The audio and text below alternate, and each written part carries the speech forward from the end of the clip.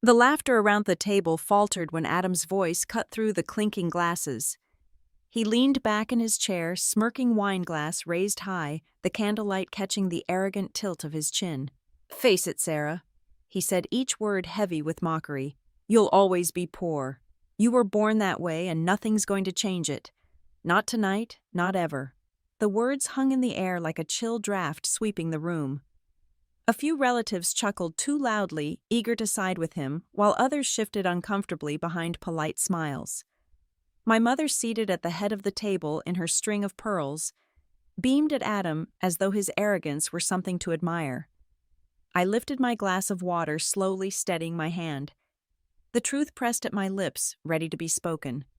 But not yet. Not tonight.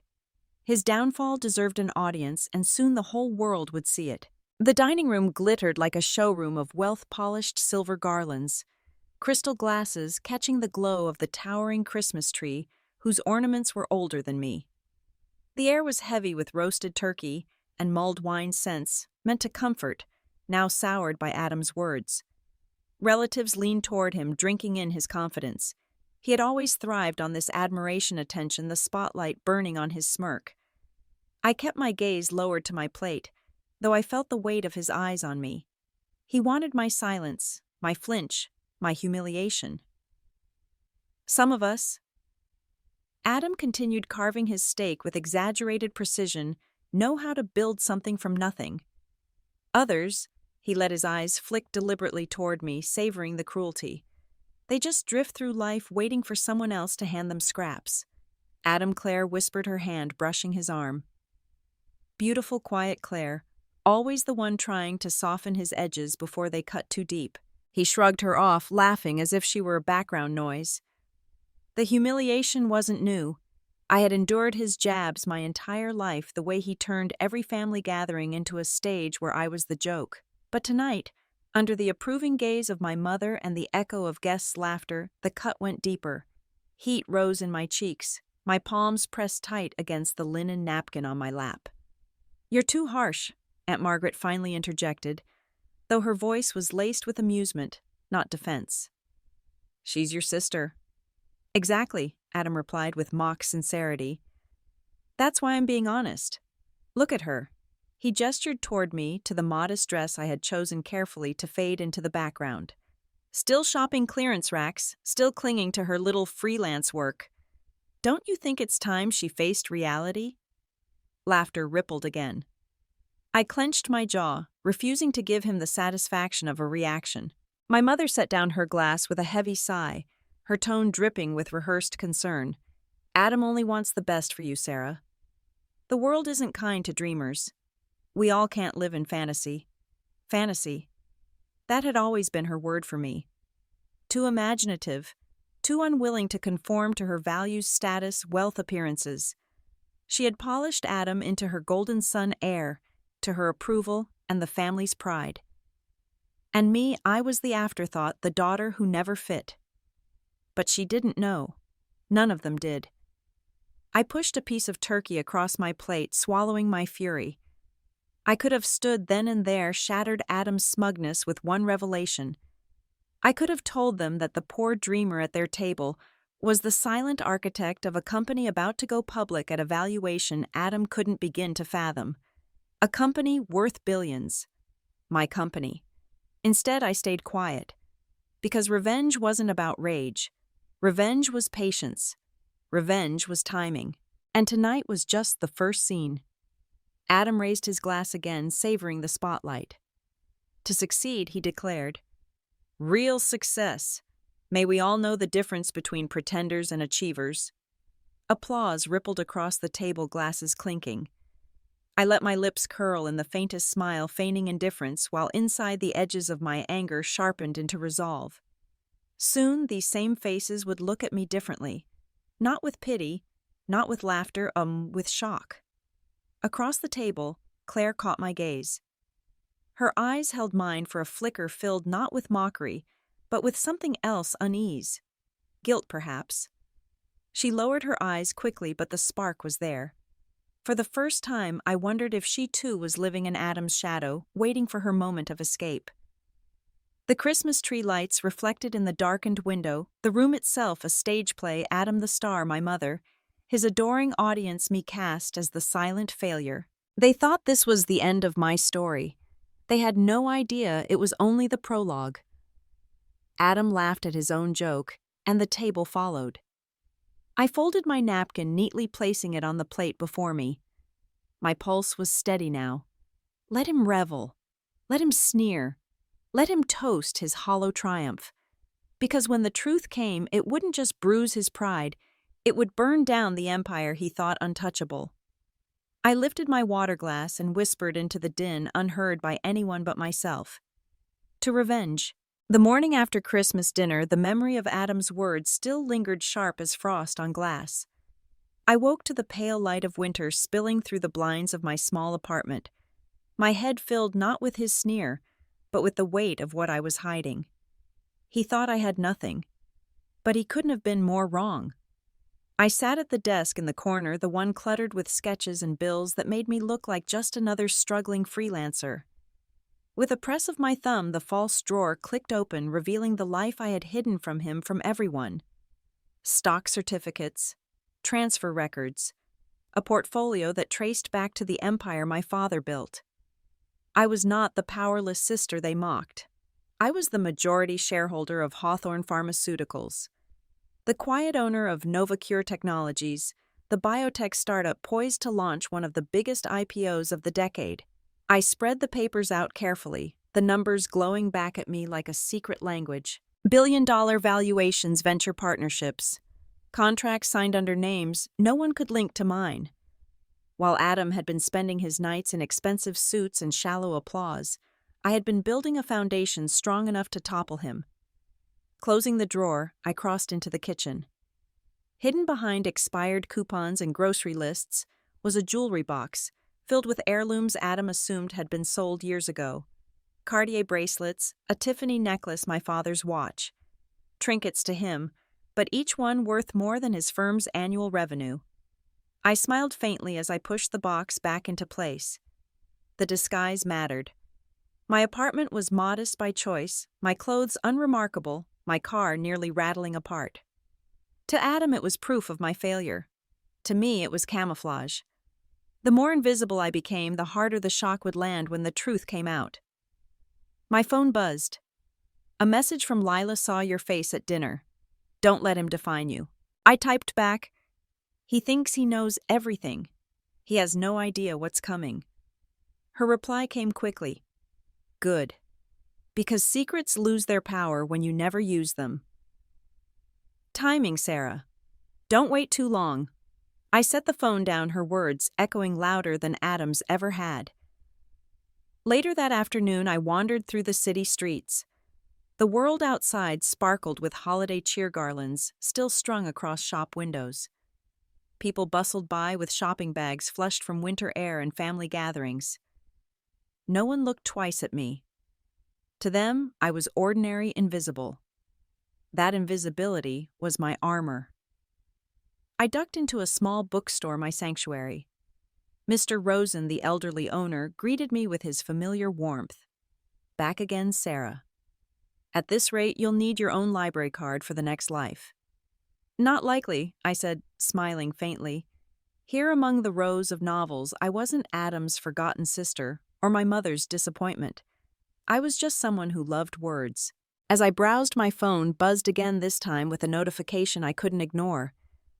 A business channel flashing Novacure's logo across the screen. I froze, listening as the anchor spoke. Whisper suggests Novacure Technologies will debut in the billions. The backer remains anonymous, but whoever it is has positioned themselves as one of the most influential forces in biotech. My throat tightened. Adam had no clue. My mother had no clue. None of them could imagine that the invisible daughter sitting at their Christmas table was behind the story that now rippled across Wall Street. That evening, I returned home and unlocked the box where I kept my father's last letter. His handwriting, firm and deliberate, read as it always had. True wealth isn't measured in what you inherit, but in how you choose to use it. One day you'll decide whether to stay in the shadows or step into the light. I traced the ink with my fingertip, whispering the words into the quiet. Step into the light. Not yet. Not tonight. But soon. Because Adam thought humiliation had broken me. What he didn't understand was that every sneer, every smirk, every toast made at my expense was only pushing me closer to the moment he feared most, the moment I revealed what I had been building all along. Secrets kept in the dark are fragile. Secrets revealed at the right time are unstoppable. And mine were waiting hidden in plain sight. Adam's words at Christmas dinner haunted me for days, echoing in my head like a cruel chorus. But it wasn't just that night that cut me. It was the way he seemed to thrive on humiliating me, turning every family gathering into a stage where I was his favorite punchline. And I wasn't the only one who noticed. The following week, our mother hosted a New Year's brunch at the mansion, the sprawling estate she loved to flaunt. Snow blanketed the lawn outside, while inside the chandeliers sparkled the table set with fine china and crystal flutes. Guests filled the room, neighbors, old friends, business associates Adam had dragged along. He was always eager to show off. I arrived in a simple wool dress, one I'd bought from a discount rack, the hem carefully pressed so it looked cleaner than it cost. I could feel the eyes on me as I walked in, the subtle once-over from women dripping in designer labels, the smug curl of Adam's lips when he saw me. "Sarah," my mother said, air-kissing my cheek. Her pearls were different from the ones she'd worn at Christmas, but no less ostentatious. "I hope you didn't have trouble with the car. Those old things can be unreliable." "It got me here just fine," I said, evenly slipping out of my coat. Adam clapped his hand on my shoulder, as if he owned the air I breathed. "She's lucky it didn't fall apart on the highway," he announced, his voice loud enough to carry across the room. "Some people can't tell the difference between an investment and a liability." Laughter rippled through the group of his friends. My mother smiled tightly, not at me but at Adam, as though his cruelty were proof of his cleverness. I swallowed my response, forcing myself to remain composed. The sting of betrayal wasn't just Adam's words anymore, it was the way my mother's approval always belonged to him. He could do no wrong. I could do no right. We sat down to eat, the table groaning under the weight of food: smoked salmon omelets, roasted potatoes, fresh fruit arranged like art. Adam dominated the conversation as usual, boasting about his firm's growth and his role as lead counsel on a case that, from the way he described it, sounded exaggerated at best. One of his friends leaned in, smirking. "So Sarah's still doing, what was it again? Freelance design. It must be tough making ends meet in the city." Adam chuckled before I could respond. "She barely scrapes by. But don't worry, she's creative. She can stretch a dollar farther than anyone I know." The table erupted in laughter again. My fork hovered over my plate, my hand trembling not from weakness, but from restraint. "That's enough, Adam," Claire whispered, her voice tight. She sat beside him, eyes darting nervously toward me. But Adam only smirked wider. "Come on, Claire. Don't be so sensitive. Sarah knows I'm just teasing." Teasing. That was the word he always used, as if stripping me of dignity in front of strangers was a harmless joke. I forced myself to smile thinly. Of course, just teasing. But inside, I was unraveling. Not from his words, but from the look in my mother's eyes as she gazed at him with pride, as though his cruelty were evidence of brilliance. The betrayal weighed heavier than any insult. It wasn't just my brother turning me into the butt of his jokes. It was my mother validating every word, every sneer, every humiliation. After brunch, I excused myself to the bathroom, locking the door behind me. My reflection stared back from the gilded mirror, my cheeks flushed, my eyes burning.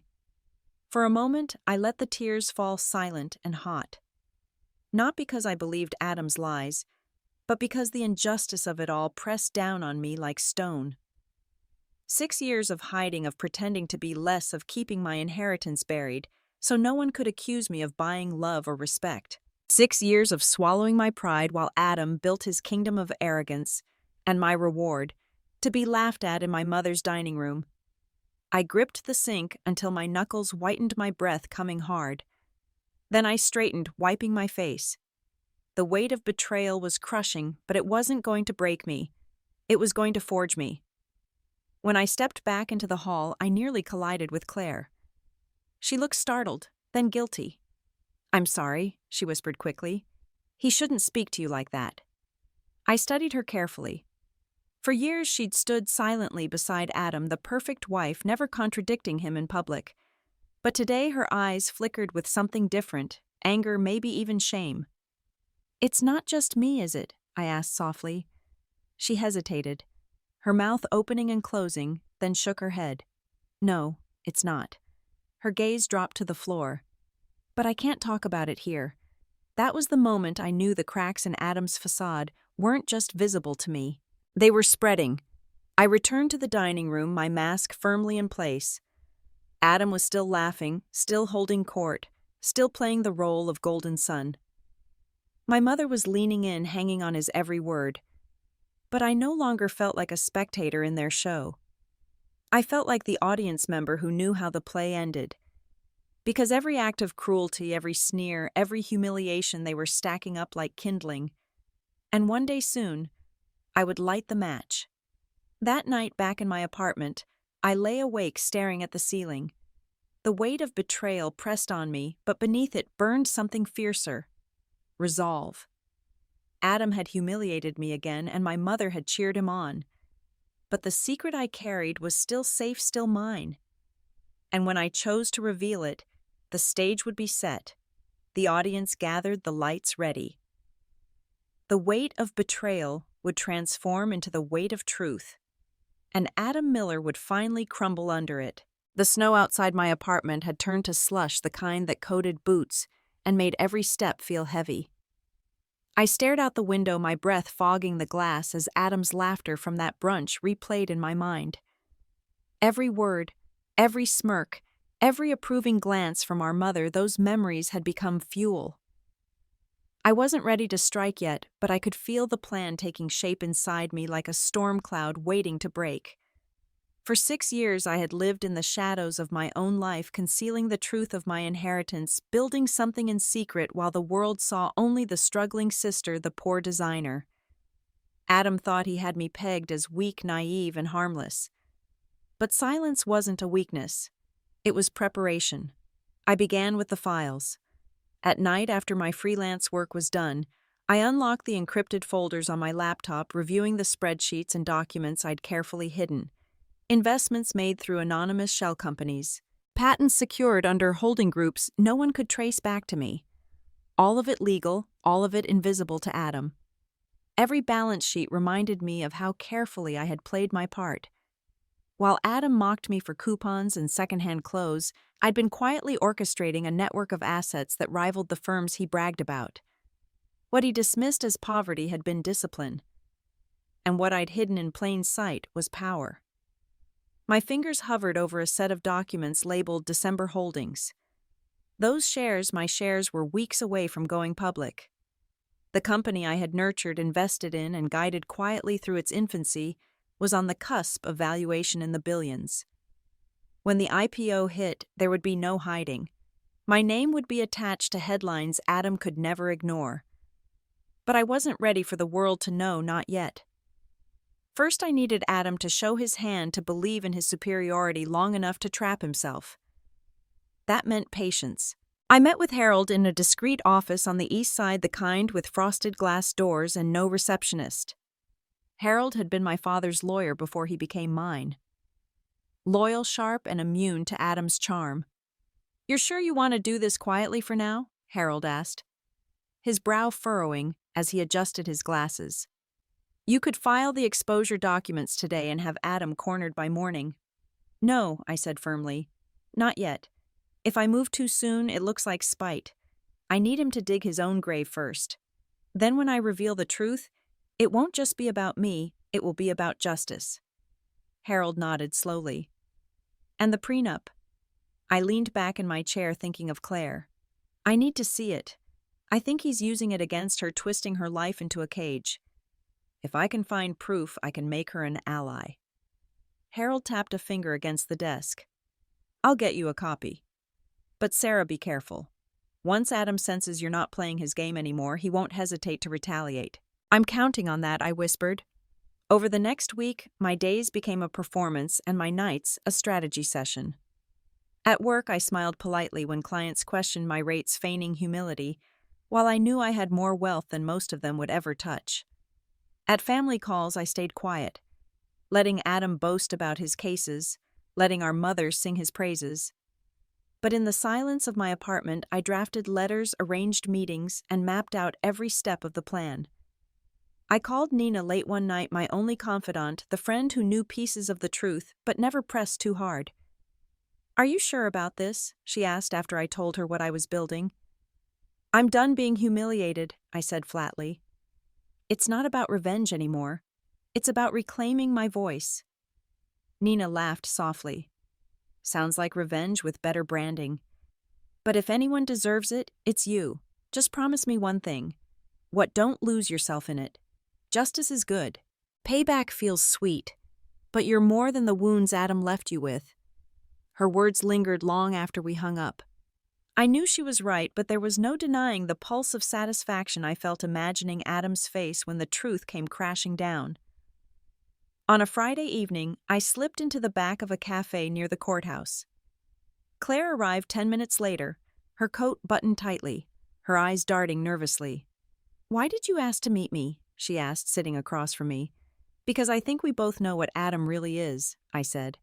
Her hands trembled around her coffee cup. "You don't understand, I do," I interrupted gently. "I've lived with his cruelty all my life. But you live with it every day. Don't pretend it isn't breaking you." Claire looked at me, then her face pale and tired. "He has the prenup locked away. He says if I ever leave, I'll have nothing. He'll make sure I can't see a dime of his money. And the kids—" Her voice broke. That was the confirmation I needed. Adam wasn't just humiliating me. He was manipulating his own wife and children, binding them with legal chains while parading himself as the perfect husband.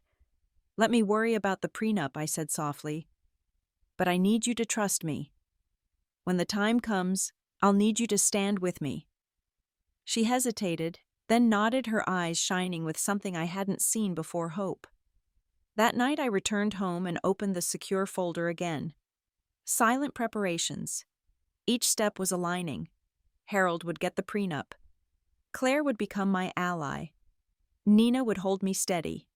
And when the IPO launched, the world would see me not as Adam's poor sister, but as Sarah Miller, the billionaire heir who had been underestimated for far too long. I looked out at the city skyline, lights flickering against the winter sky. My chest rose with a slow breath. Adam thought humiliation was power, but I knew better. Humiliation was gasoline, and I was holding the match. The next family gathering wasn't a holiday or a celebration. It was just one of those evenings our mother insisted on a dinner to keep us connected. I almost didn't go, but a part of me knew that watching Adam in his natural habitat, smug and overconfident, was part of the preparation. I needed to see the cracks widening with my own eyes. The mansion was glowing when I pulled into the driveway, every window lit up like a beacon. Inside, the smell of roast beef and garlic butter clung to the air. Guests filled the rooms again. Adam always made sure his circle of admirers was present, whether they were colleagues, neighbors, or people who owed him favors. I entered quietly, slipping off my coat and hanging it in the foyer. My mother's voice carried from the dining room, bright and delighted. "Adam, you're always so generous. Look at this wine he brought, imported, of course. Sarah, dear, I assume you didn't bring anything too extravagant. We wouldn't want you to strain your budget." Her words landed like glass shattering, but I didn't flinch. I walked into the dining room, my smile polite. Adam leaned back in his chair, his arm draped casually around Claire's shoulders, his grin sharp as a blade. "Sarah brings herself, and that's more than enough," he said, feigning kindness while twisting the knife. I caught Claire's eyes for the briefest moment. Her smile didn't reach them. Dinner began, the clatter of silverware against china filling the spaces between conversation. Adam was in full performance mode again, boasting about a new client, a deal he claimed to have saved single-handedly. His voice carried easily across the table, every story bigger than the last. But something was off. For the first time, I noticed the hesitation in his friend's laughter. The way one man shifted uncomfortably when Adam recounted a story about outsmarting a judge. The way another rolled her eyes, trying to mask it behind her wineglass. The cracks in the facade were showing. Midway through dinner, Claire excused herself to the kitchen.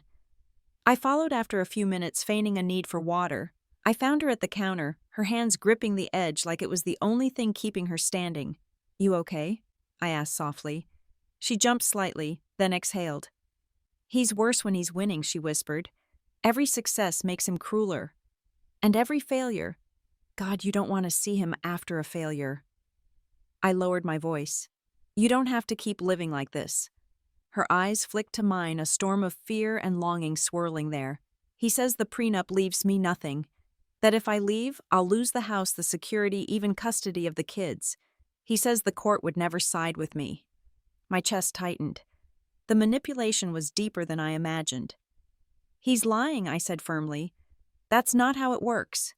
But you need proof, and you need someone who knows how to fight him." She shook her head quickly. "If he even suspects I spoke to you about this, he won't know," I interrupted. "Trust me. I've lived under his shadow too long. I know how to stay quiet until it matters." For a moment, silence hung heavy between us.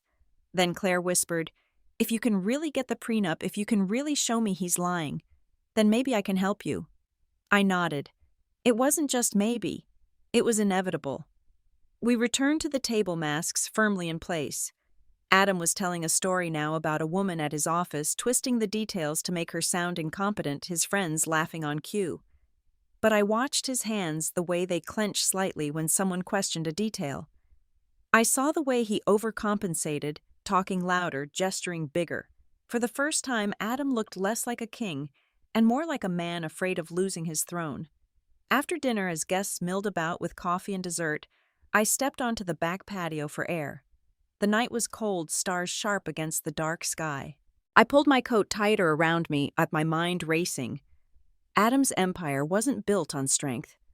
It was built on fear, manipulation, and illusion. And illusions shattered easily when pressed hard enough. The sliding door opened behind me. Claire stepped out, wrapping a shawl around her shoulders. She stood beside me in silence for a moment before speaking. "You don't know how dangerous he is when he feels cornered." "I do," I said quietly. "I've felt it my whole life. But that's why it has to end. He's not invincible, Claire. He just wants us to believe he is." Her breath fogged in the cold air. "Then I'll help you. Whatever you're planning, I can't keep living like this." I turned to her, meeting her gaze. For the first time, I saw more than fear there. I saw resolve. We went back inside separately, careful to avoid suspicion. Adam was laughing loudly again, basking in his imagined spotlight. But as I watched him, I felt something shift. The cracks in his facade were no longer invisible. They were widening, spreading like fractures in glass. And soon, under the weight of his own arrogance, they would shatter completely. When I left the mansion that night, I didn't feel small or humiliated. I felt steady, grounded, almost cold in my clarity. Adam believed his power was absolute. My mother believed her golden son was untouchable. But I knew the truth. The cracks were already there, and I was ready to break him open. Harold slid the envelope across the polished oak desk like it contained a loaded weapon. My pulse quickened as my fingers brushed the edge, the weight of paper suddenly heavier than it should have been. This was the document Adam had used as a leash around Claire's neck. The infamous prenup. I opened it slowly, the faint smell of ink and leather filling the air. My father's old lawyer leaned back in his chair, watching me carefully. "Read it thoroughly," he said, his voice low and deliberate. "You'll see the traps immediately." The first lines were standard enough division of property, protection of assets acquired before marriage. But as I scanned further, my stomach tightened. The clauses were written with surgical precision, every word designed to cut Claire off from anything Adam deemed his. One section stood out, underlined in cold legalese. In the event of dissolution of marriage, the party of the second part, Claire Miller, forfeits all claim to marital assets, excluding personal effects and any financial accounts opened solely in her name prior to marriage. I could almost hear Adam's smug voice behind the text reciting it like scripture. If you leave, you'll have nothing. But Harold leaned forward, tapping the page with one long finger. See this? It's airtight on paper, but it's also deeply manipulative. He added language implying she'd lose custody rights and spousal support, but those clauses aren't legally enforceable. No judge would uphold them. I exhaled slowly, fury simmering beneath my skin. Adam wasn't just cruel, he was calculated. He'd written the prenup not to protect assets but to weaponize fear. Does Claire know any of this? I asked. Harold shook his head. I doubt it. Most people wouldn't. He knew she wouldn't hire her own lawyer to review it. He banked on her trust and her fear. The betrayal weighed on me like a stone. Claire had been living under a false prison sentence for years, believing she had no escape. Adam had trapped her not with chains, but with words. I folded the document carefully, slipping it back into the envelope. I'll show her, I said. My voice was steady, but inside I burned. She deserves to know the truth. Harold studied me for a long moment. And what about you, Sarah? When will you reveal your truth? I met his gaze. Soon. But I want Adam to underestimate me until the very last second. That's when the blow will land hardest. Leaving Harold's office, I walked into the winter air with the envelope clutched in my coat pocket. Snow had begun to fall again, soft and steady, but each flake felt like a countdown. That evening I met Claire at a quiet cafe, the kind where no one paid attention to strangers whispering in the corner. Her hands trembled around her mug as I slid the envelope across the table. What's this? She asked, her voice tight. Proof, I said simply. She hesitated, then opened it. Her eyes scanned the pages, widening with eroin every line. He told me... Her voice broke. He told me if I left, I'd lose everything. That I wouldn't even see the kids again. He lied, I said firmly. Look here. I pointed to the section Harold had flagged. This part isn't enforceable. He wrote it to scare you, not to protect himself. It's smoke and mirrors. Tears welled in her eyes as she covered her mouth with one hand. For a moment, she just shook her head as though her entire reality were collapsing. I stayed, she whispered, because I thought I had no choice. I let him. Her words dissolved into silence, but I didn't need her to finish. I knew what she meant. The humiliation, the control, the fear. I reached across the table, covering her trembling hand with mine. You're not trapped, Claire. Not anymore. He used the prenup to manipulate you, but legally it doesn't hold the power he wants you to believe. She looked at me, then eyes raw and fierce. Why are you helping me? Because I know what it's like to live under his shadow, I said softly. And because he doesn't deserve to keep winning. For the first time, her lips curved into something like a smile. Not joy, something closer to relief. We sat in silence for a while, the weight of the revelation settling between us. Then Claire leaned in. You've been hiding something too, haven't you? Something big. I hesitated. Part of me wanted to spill everything, the inheritance, the company about to go public, the billions Adam couldn't imagine belonged to me. But the timing wasn't right. Not yet. You'll know soon, I said carefully. But for now, trust that I'm not as powerless as he thinks I am. She studied me for a long moment, then nodded slowly. Then I'll stand with you. When the time comes, I won't stay silent. The alliance was sealed with those words. As I walked home that night, the city lights blurred through the falling snow, and my heart pounded with something I hadn't felt in years: anticipation. The hidden prenup was more than a legal document, it was proof of Adam's corruption, a mirror held up to his manipulative soul. And now that mirror was in my hands. I thought back to the Christmas dinner, his sneer as he told me I'd always be poor. He had no idea how wrong he was. He had no idea what was coming. Because while Adam built his fortress on fear and lies, I had built mine on patience and truth. And soon, I would bring his entire facade crashing down around him. The snow fell heavier, coating the streets in white. Each step I took felt like marching towards something inevitable. Revenge wasn't just a fantasy anymore. It was a plan. And the prenup Adam thought would protect him. It was about to become the weapon that destroyed him. I never thought Claire would be the one standing with me, but one winter night in our mother's kitchen, the truth began to slip through the cracks. The room smelled faintly of coffee and old wood polish, steam from the kettle clouding the frosted window as she sat at the table, her hands wrapped around a chipped mug, like it was the only thing keeping her steady. Her eyes were ringed with exhaustion, her skin too pale under the yellow kitchen light. For once, she didn't bother to mask it. "I haven't slept in months," she admitted in a whisper. "He's always out late saying it's work. I thought it was just pressure from the firm. I thought marriage meant sacrifice, but—" Her voice faltered, trembling into silence. I leaned against the counter, arms crossed, watching her carefully. "You think I don't know about sacrifice? I've hidden my life for 6 years, so Adam could go on underestimating me. That's how he works. He thrives on control, on making you smaller than you are." Her head jerked up at that, her eyes widening with a mix of recognition and disbelief. "He told me the prenup means if I leave, I'll be nothing," she said hoarsely. "No house, no support, not even custody." And I believed him. I crossed the room slowly, then sat opposite her. Reaching for her hand, I felt her fingers tremble against mine. "He weaponized it. It's not the law, it's fear. He keeps you useful, that's all. Useful and quiet." A bitter laugh escaped her, short and sharp. "Useful.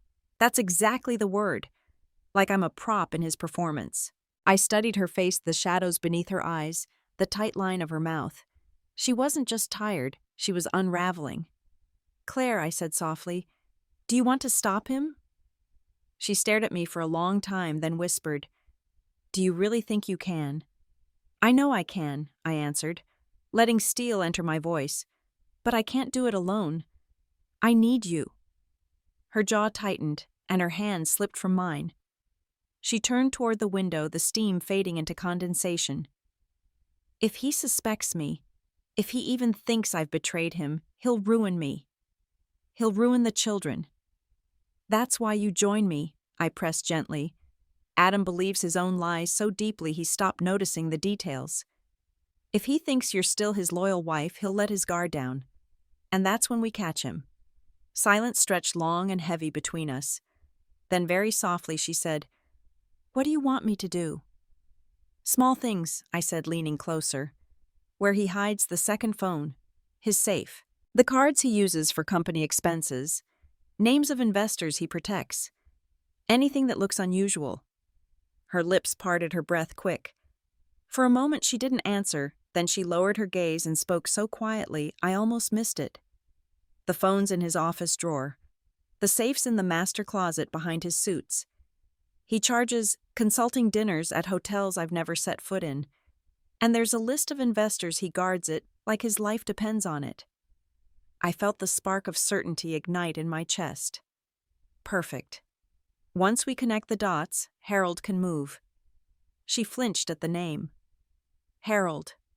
Your father's lawyer. He's loyal to the truth," I said firmly. "He's careful. He knows how to wait." Claire nodded faintly, though her shoulders still trembled. For the first time, though, there was a flicker of light in her eyes. "Then I'll help. I'm tired of living under lies." We sat there like co-conspirators, our words shaping a fragile plan. Claire would stay the dutiful wife, keeping Adam blind while slipping me details in secret.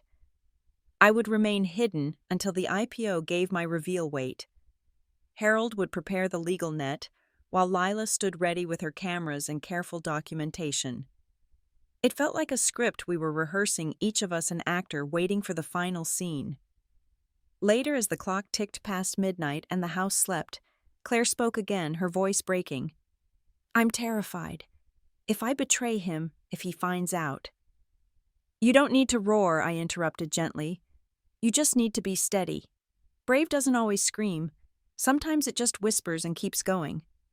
Her hand tightened over mine again, this time with more strength. "And your mother?" she asked, her eyes searching mine. "When will she find out?" A shadow crossed my thoughts. "When it's too late for her to look away. When she has no choice but to reckon with the son she chose to celebrate." Over the following days, Claire transformed in small but undeniable ways. She still laughed at Adam's jokes, but the laughter was thinner, sharper at the edges. She still smiled in public, but behind closed doors, she sent me careful texts, receipts, tucked away dates of dinners, names whispered in the dark. Each note was a breadcrumb leading to the fraud Adam thought he had buried forever. One evening she slid a small envelope across my palm while the children played in the next room. Her hand shook as she whispered, "Don't open it here." Later, alone in my apartment, I lifted the flap. Receipts, a hotel keycard, and a photograph Adam leaning too close to a tall brunette whose hand rested on his chest. A woman I didn't yet know, but soon would. When I met Claire's eyes again the next day, she didn't look like the polished wife at Adam's side anymore. She looked like someone reclaiming her voice. "You're not alone anymore," she said quietly. I felt something shift inside me. For the first time in years, I wasn't fighting in silence. I wasn't waiting alone in the shadows. I reached for her hand. "Then we do this together." And she nodded, her eyes steady now. Outside the city moved on as though nothing had changed.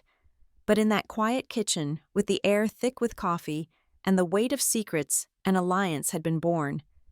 It wasn't just survival anymore. It was hope. And hope, I realized, could be the sharpest weapon of all. The first time I saw her, it wasn't in person, but in a grainy hotel photo. Adam stood too close to a tall brunette, her manicured hand grazing his arm with casual ownership. The smug tilt of her smile told me everything. This wasn't business. This was a woman who thought she belonged in my brother's empire. Claire's voice was tight when she confirmed it. "Her name's Vanessa Pierce. He calls her his consultant. I've seen her at events. Always just close enough to sting. I studied the picture. Vanessa Pierce. Sounds expensive." Claire's laugh was bitter. "She is. 5-star hotels, jewelry, even consulting fees billed to the company. He pays for her with money meant for our children." I slipped the photo back into the envelope.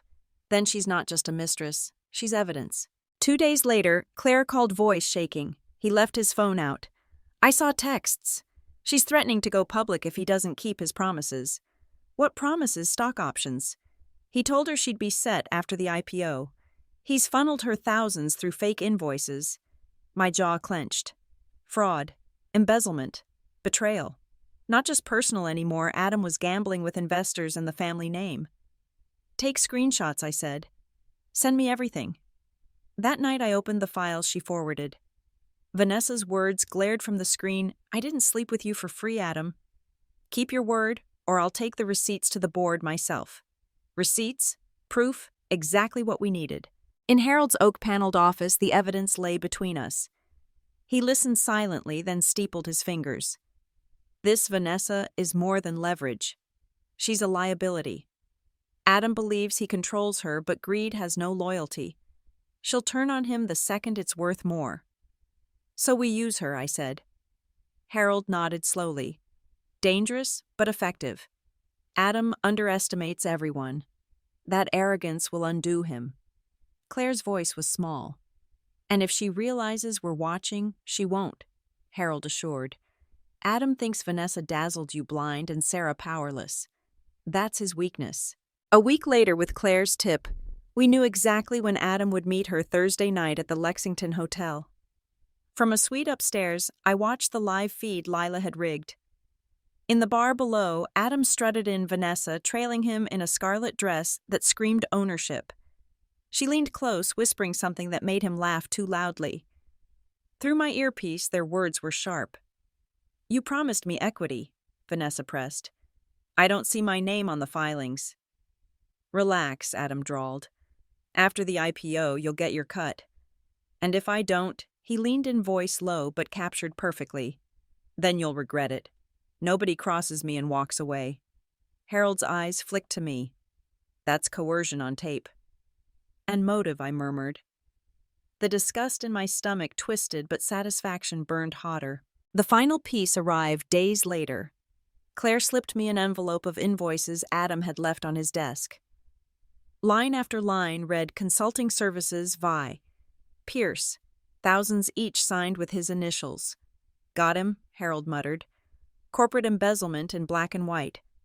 I stared at the stack, at the messages, the photo, the recordings. The puzzle I'd been building was now complete.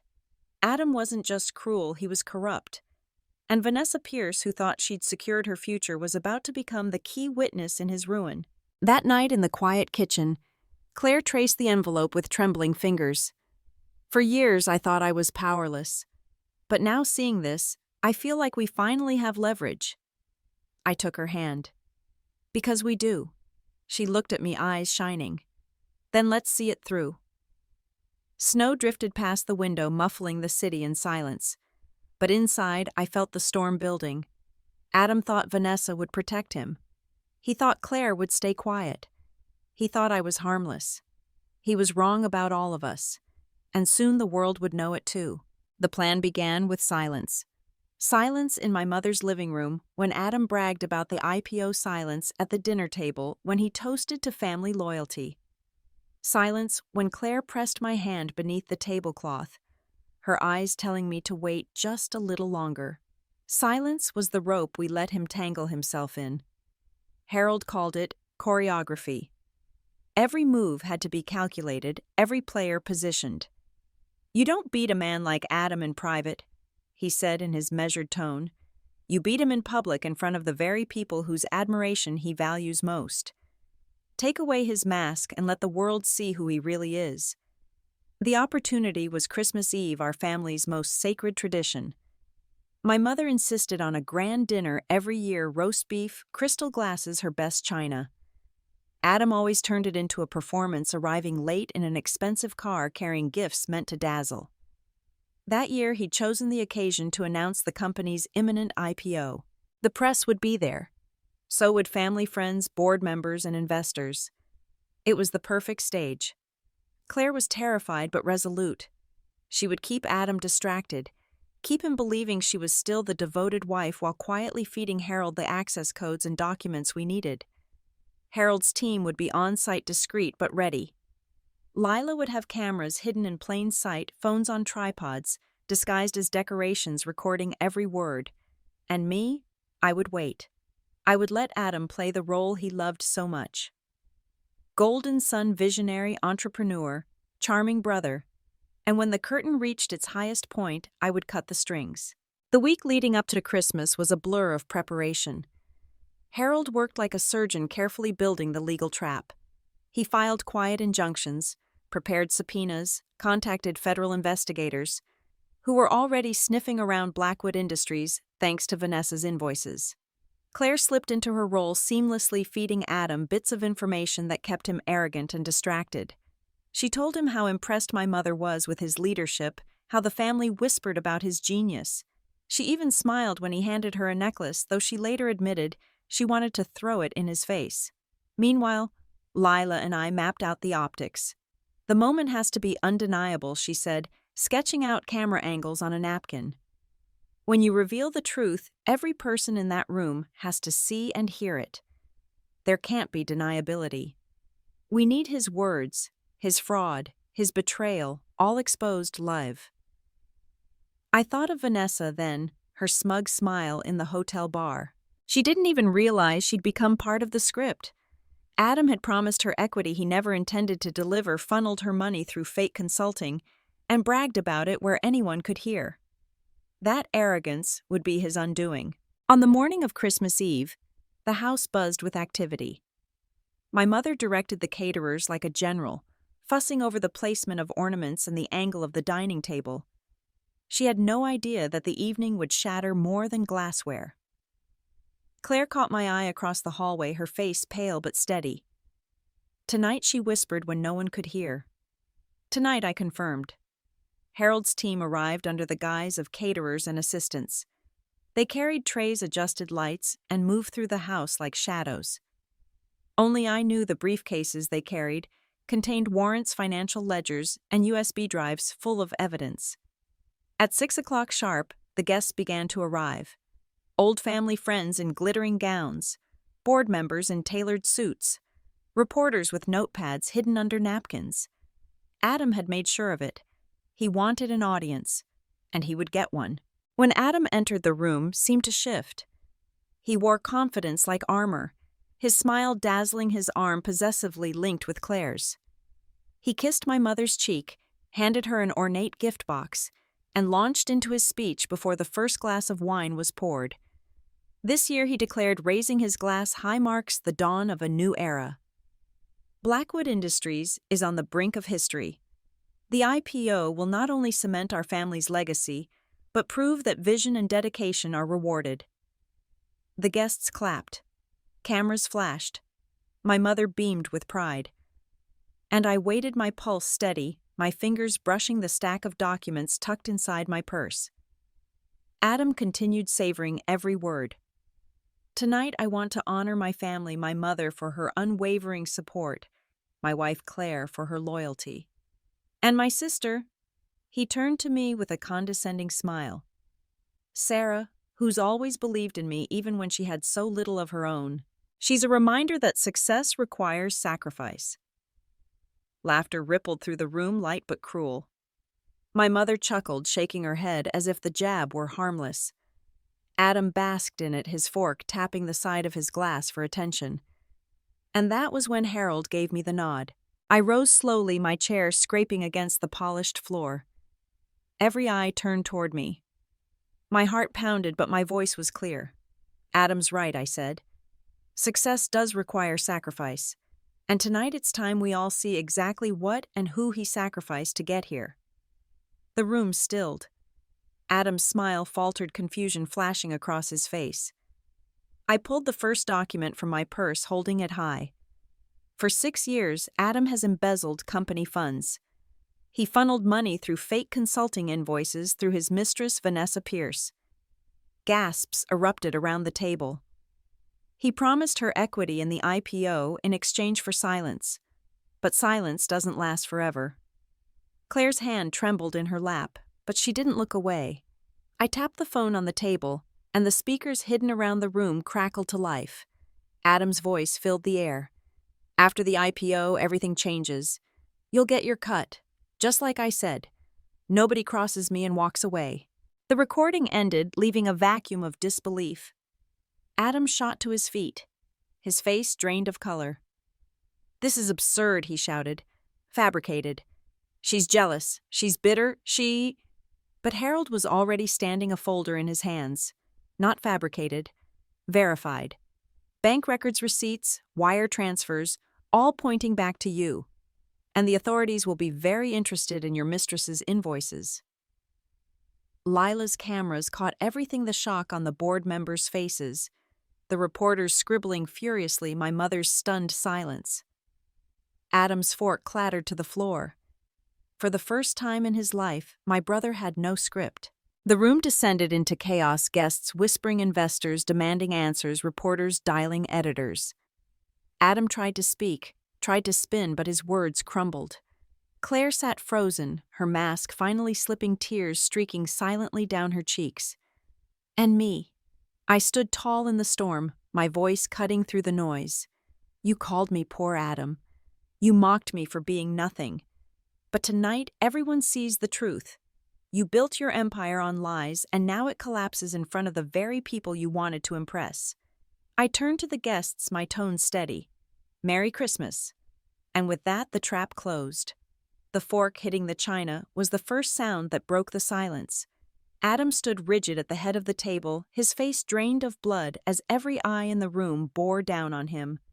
My mother's lips parted, trembling as if she couldn't quite reconcile the proud son she worshipped with the criminal unraveling before her. You've lost your mind, Sarah. Adam spat, his voice straining against the hush. You've been jealous your whole life. And now you're trying to humiliate me on Christmas. I stepped closer, letting the cameras catch the fire in my eyes. Humiliation. No, Adam. Truth. You've hidden behind lies for too long. And tonight, in front of our family, friends, and investors, you don't get to hide anymore. The room shifted. Reporters leaned forward, pens scratching furiously. One of the board members whispered to his wife, their faces taut with dawning comprehension. Claire sat frozen beside Adam, her fingers digging into her napkin until it tore in half. Harold moved forward, setting a folder on the table. Federal filings, he announced. Documented evidence of fraud, embezzlement, and misappropriation of funds. Adam Blackwood has been using shell accounts to funnel company money into personal projects and a mistress's pocket. Gasps cut through the air, lies. Adam bellowed, pounding the table so hard the crystal glasses rattled. He turned to his mother, desperate now. "Mom, you know me. You raised me. You know I'd never—" But she just stared at him, stricken, her fork still in her hand, as if she couldn't decide whether to eat or weep. I reached into my purse and pulled out the photo Claire had given me, the one of Adam with Vanessa laughing in a hotel lobby, her hand resting too familiarly on his chest. I held it up high and the room erupted again. "This is the woman you've been funneling money to," I said, my voice steady, despite the fury bubbling in my veins. "While Claire sat at home raising your children, while Mom praised you as the family's savior, while I stayed silent, letting you call me poor small nothing. All the while I was building something real, something honest, a company that just went public this week." Gasps turned into murmurs, reporters shooting questions toward me like bullets. "Are you confirming you're the majority shareholder of Hawthorne Industries? What role did you play in the IPO? Were you funding Adam's company all along?" Adam's jaw dropped, his face collapsing into something I'd never seen before, fear. I nodded once.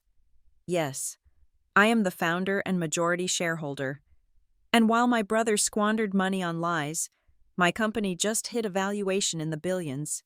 The noise in the room was thunderous now, reporters dialing editors, investors on the phone with their lawyers, family friends, whispering like gossiping schoolchildren. Adam reached for me, fury and desperation in his eyes, but Harold's men were faster. 2 plainclothes investigators stepped forward, producing badges. Adam Blackwood, one of them, said, "You're under investigation for fraud, wire transfer manipulation, and embezzlement. We'll need you to come with us." "No, this is insane," Adam shouted, thrashing, as they grabbed his arms. His face was red spit, flying as he turned on me. "You set me up! You jealous little snake! You've ruined everything." I looked at him, my voice calm, cutting through the frenzy like glass. "No, Adam. You ruined yourself. All I did was stop protecting you." Claire's sob broke through the clamor. She covered her face with both hands, shoulders trembling, while my mother finally rose from her chair. She looked smaller than I'd ever seen her. "Adam, please," she whispered, her voice breaking. "Tell me this isn't true." He twisted toward her as the investigators restrained him, his expression wild. "Mom, tell them I'm your son. Tell them I'd never," but even she couldn't save him. The weight of evidence was too heavy and the humiliation too complete. The reporters surged forward, flashes exploding like fireworks, capturing the downfall of the man who had once strutted through every room like he owned it. The Christmas tree sparkled mockingly behind him, ornaments glittering as though celebrating his collapse. As the investigators dragged Adam toward the door, he shouted one last time, "Sarah, you'll regret this. You think you've won, but you'll regret it." I lifted my chin, meeting his rage with ice. "No, Adam. I finally stopped regretting staying quiet." The doors slammed shut behind him, leaving a stunned silence broken only by the scratching of pens and the faint crackle of the fire. The moment held frozen in amber, unforgettable. My mother collapsed into her chair, covering her mouth with trembling fingers. Claire sat upright, tears streaming, but her gaze clear, fixed on me with something like gratitude. The board members exchanged grim looks, already calculating the damage. And the reporters, hungry, relentless, turned to me. "What happens now, Ms. Blackwood? What do you want the world to know?" I let my eyes sweep across the wreckage of the evening, the broken glass, the fractured family, the stunned faces of people who'd believed Adam's mask for too long. "That justice always finds its way," I said simply. "Even at Christmas." The room exhaled, the words taking root in every corner. The confrontation was over. The reckoning had begun. The house was too quiet after the chaos. The police cars had gone, the reporters scattered, and the once elegant dining room looked like the wreckage of a battlefield. Half-empty wine glasses stood abandoned, the roast untouched, shattered ornaments glinting under the chandelier like fallen stars. I stood at the window, arms folded, watching the last flash of red and blue disappear down the street. The trap had closed. Adam was gone. And yet instead of triumph, a strange hollowness pressed at my chest, as though cutting him out of our lives had severed something inside me too. Behind me, my mother's voice cracked. "Sarah, how could you?" I turned. She sat slumped in her chair. Pearl's crooked mascara streaked the proud matriarch, now fragile and small. Her swollen eyes clung to the illusion she had built around her son. "He's still my boy," she whispered. "Yes." He strayed, but prison humiliation on Christmas Eve. "You could have spared us this." "Spared us." My voice was sharper than I intended. "Mom, he stole millions. He lied to investors, betrayed his wife, manipulated anyone who stood in his way. These weren't mistakes. They were choices. And you cheered him on because it was easier to believe in his shine than face the truth." Her lips trembled. She had no answer. Claire entered quietly, then setting a glass of water before my mother. She rested a gentle hand on her shoulder, her own face pale but steady. "Evelyn, it's over." Tonight was the first time Adam ever faced consequences for the life he built.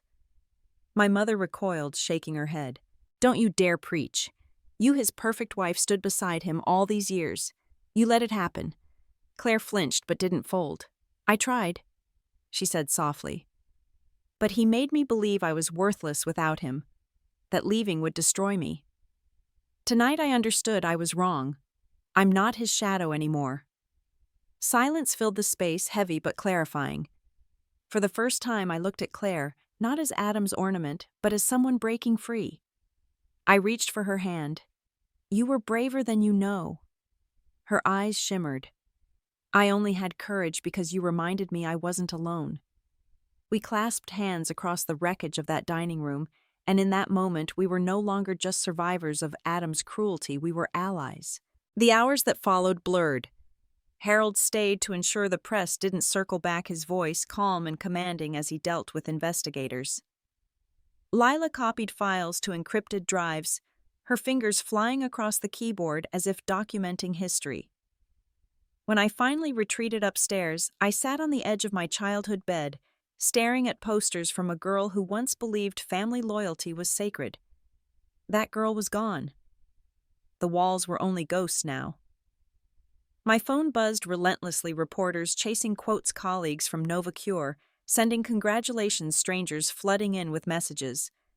I silenced it and set it face down. Tonight I couldn't bear the noise. At dawn, pale light spilled through the snow-covered branches outside. The weight of it settled, then Adam was gone. My mother's pedestal shattered. The family myth had burned to ash, and I was free. Freedom didn't feel like victory. It felt like a void. But in that emptiness was something harder, sharper. Truth. Later that morning, I found my mother curled on the living room sofa, staring blankly at the Christmas tree. "I lost him," she murmured. "You lost the version of him you wanted to see," I said gently. "The real Adam. You never allowed yourself to look at him." Her chin quivered. "Do you hate me for that?" I swallowed. "No. But I can't excuse it anymore. Love that refuses accountability isn't love, Mom. It's blindness." Her tears spilled freely. For the first time, I saw her not as the immovable force of my childhood, but as a broken woman who had chained herself to a fantasy. I couldn't forgive the years she had diminished me, but I pitied her. "I don't know how to live without him," she whispered. "You'll learn," I said softly. "We all will." By evening, Claire had packed her things. She stood in the doorway, her children clinging to her hands, a suitcase at her side.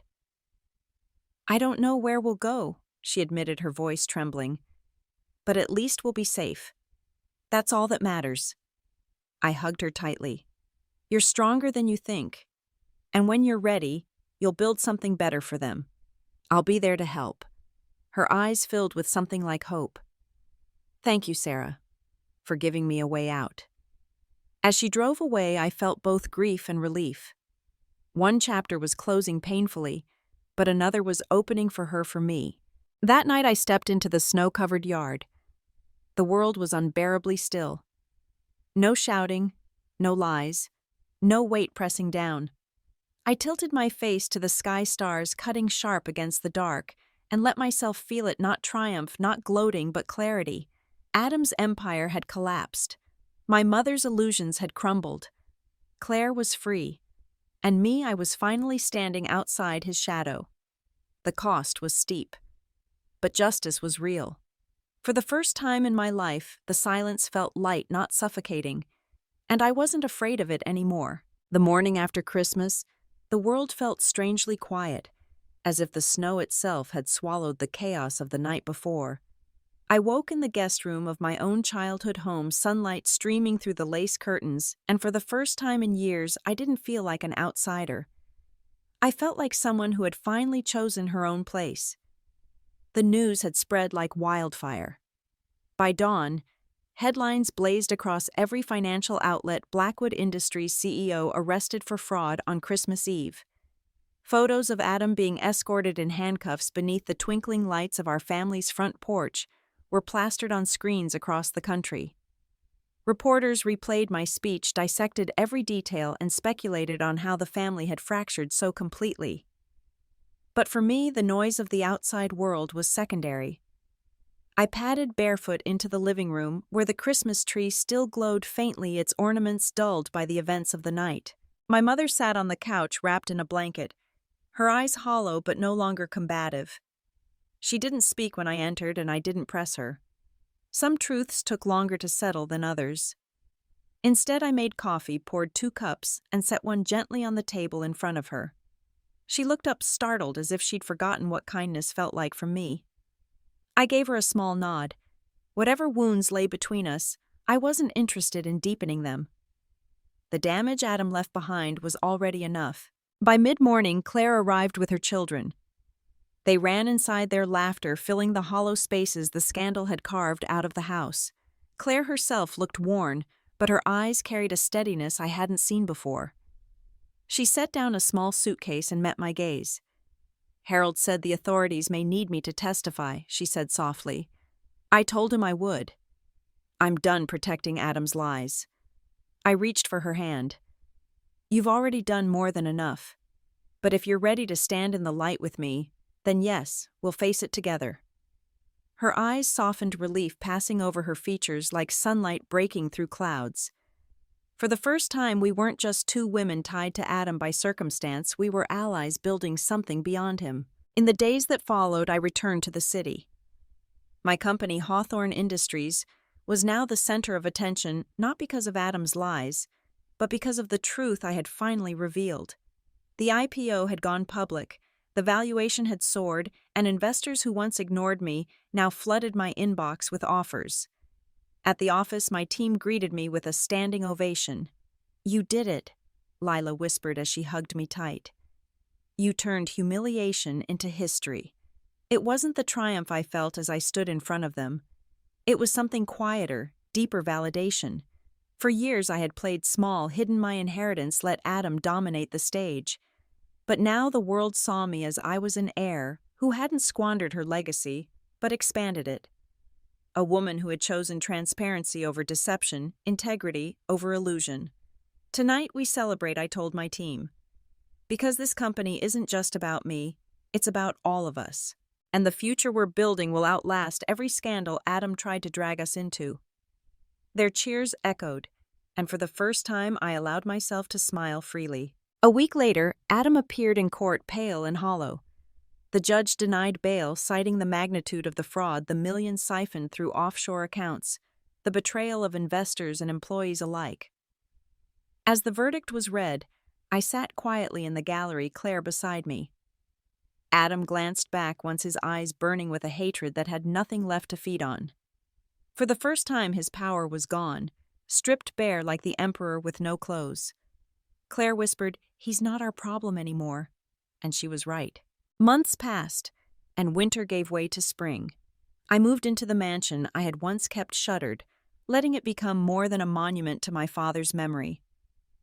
I filled its echoing halls with life laughter from friends, voices of colleagues, even the occasional squeals of Claire's children as they raced through the gardens. The estate that once symbolized secrecy now stood for something different: rebirth. In the quiet moments, I returned often to my father's study. The leather chair still bore the shape of his presence, the shelves still lined with books he loved. One evening, I opened the drawer and pulled out the letter he had left me, the words I had read 100 times but understood differently now. True wealth isn't what you inherit, it's who you become when tested. I traced the words with my finger, and tears blurred my vision. I had been tested. Betrayal, humiliation, manipulation, they had all carved pieces of me away. But what remained was something stronger, sharper, truer. I wasn't the naive sister Adam had mocked at Christmas dinner. I wasn't the woman hiding jewels in kitchen drawers pretending to be small. I was the architect of my own empire. And the dawn I stood in now wasn't his shadow. It was mine. The night of the 6-month anniversary of the IPO, I stood before an audience of industry leaders at a global summit. Cameras flashed, voices hushed, and I stepped up to the podium where my brother once dreamed of speaking. 6 months ago, I began the world, witnessed the downfall of a man who believed deception was strength. But tonight, I stand before you to say something else. Truth is stronger. Integrity lasts longer. And when we build businesses that honor people instead of exploiting them, we don't just create profit, we create purpose. The applause was thunderous, but what stayed with me wasn't the ovation. It was the sight of Claire in the front row, her children beside her smiling through their new lives. It was Lila standing tall, a loyal friend who had refused to let me face this alone. It was Harold, dignified as ever, nodding with quiet approval. For once, I wasn't standing in opposition to Adam. I was standing for myself. When the conference ended and I stepped outside into the cool evening air, the sky was streaked with the last light of day. A new dawn was always waiting, I realized. It wasn't something you chased, it was something you chose. I had chosen to stop living in the shadows. I had chosen to reveal the truth. I had chosen to build something worthy of the legacy my father entrusted to me. And I had chosen finally to be free.